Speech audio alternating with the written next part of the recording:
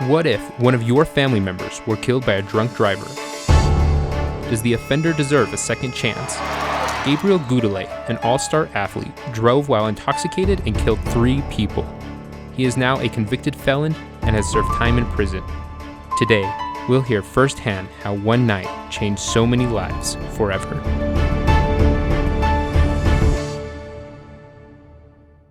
I'm here with Gabe Gurule. Are you doing anything now to heal the brokenness that was caused from that crash?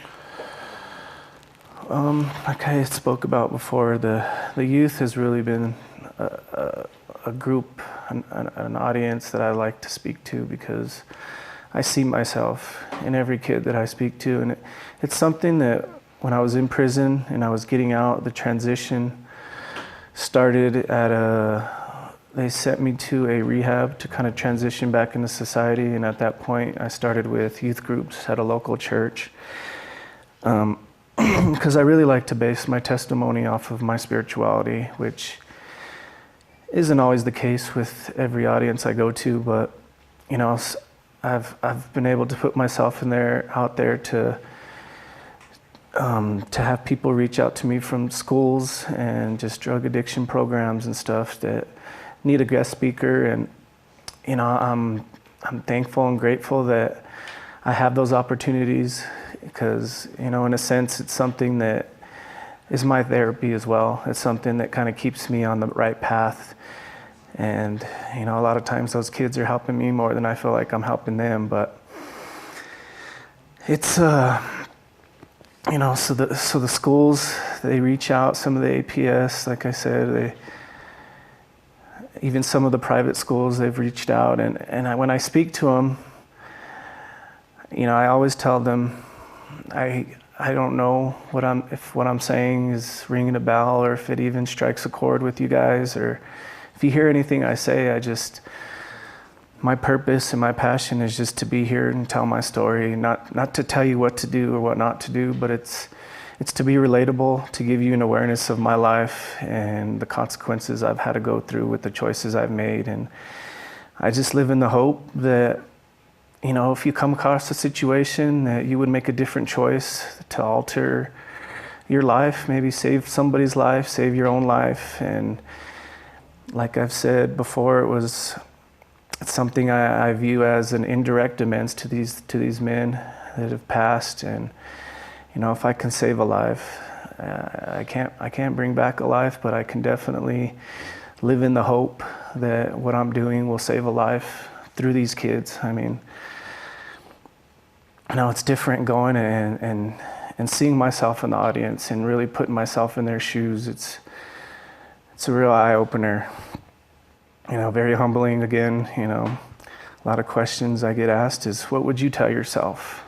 You know, I was a pretty prideful kid. I was pretty stubborn. I'm not sure if it would have got through my thick skull, but you know, a big piece of advice I give to these kids is talk to somebody you trust. Can't do it alone. Do you get a lot of to this day? Do you get a lot of I don't know? Do people label you as the action that had happened so many years ago? Do you get a lot of negative responses when people remember who you are? Remember a story from what you were?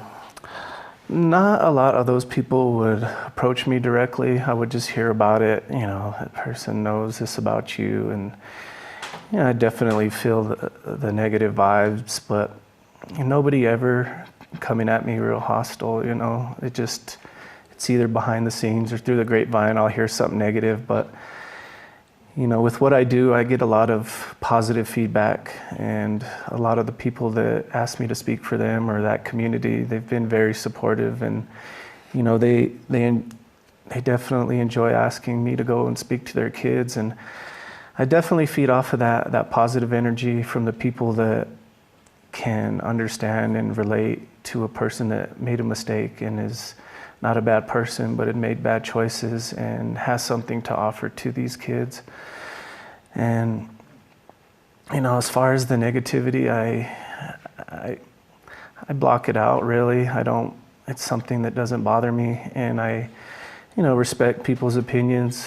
I mean, we all have them, and I've heard the worst of the worst criticisms about, the type of person I am and who I am, but, I can't say that anybody has walked a day in my shoes. And, one of the big lessons that I learned going to prison, going through this experience was we can't judge people. I mean, I was judged so harshly, it affected me,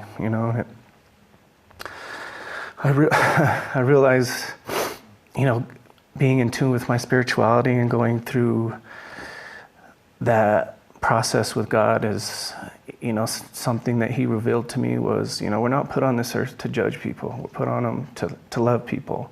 And there's just so many people going through so many different things, whether they're dealing with the death, addiction, or, depression, or whatever it is. And, people just need a helping hand, really. I mean, like I said, I try to keep the mindset of, I don't know what this person's going through. I don't know who they are. I don't know where they're coming from. I don't know anything about them, but I'm not going to judge them because of the way they look or the way they act or the way they dress. We're obviously human, and we see You do see his actions as right or wrong, though. Yes. But as far as like what causes, we don't know the inner deep personal inside, if they're a bad person or not.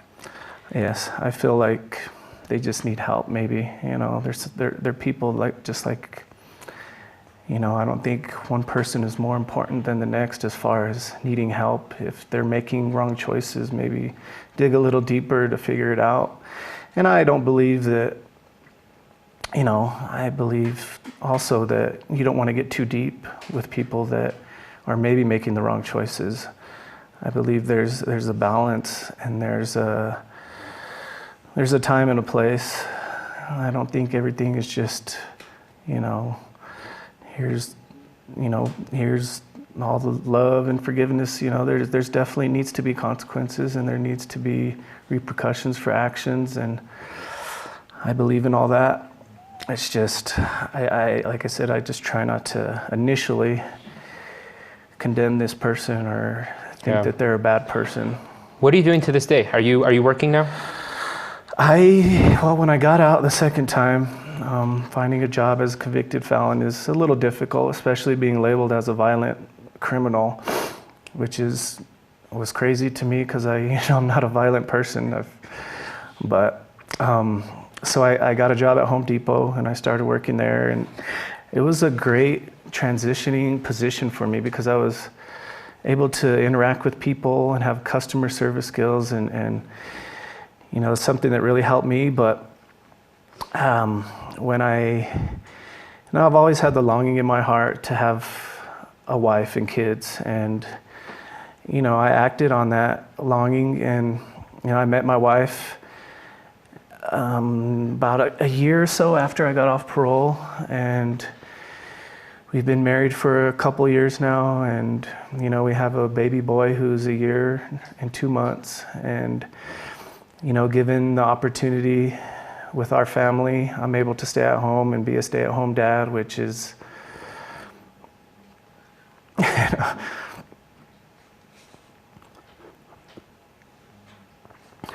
it's really a great opportunity.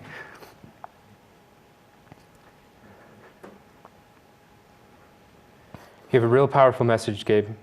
You started this segment off with that you saw a lot of yourself and maybe the youth, and I think I see a lot of like myself in you, of making just decisions that can completely change your life, and maybe not necessarily being a bad person at the core, just making bad choices.